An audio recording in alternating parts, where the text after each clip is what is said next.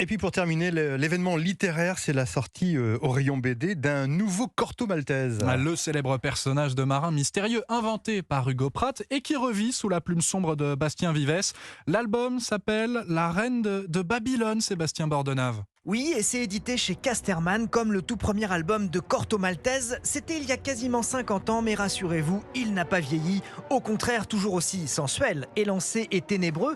Un anneau à l'oreille gauche, signifiant qu'il appartient à la marine marchande. L'anneau serait à droite, ça serait la marine militaire. Celui qui annonçait bravage dans un album, les femmes seraient merveilleuses si on pouvait tomber dans leurs bras sans tomber dans leurs mains, apparaît aujourd'hui, on ne dira pas romantique, mais amoureux. Si graphiquement on l'a connu ressemblant à David Bowie, Burt Lancaster, là il a un air de famille avec son créateur Hugo Pratt jeune.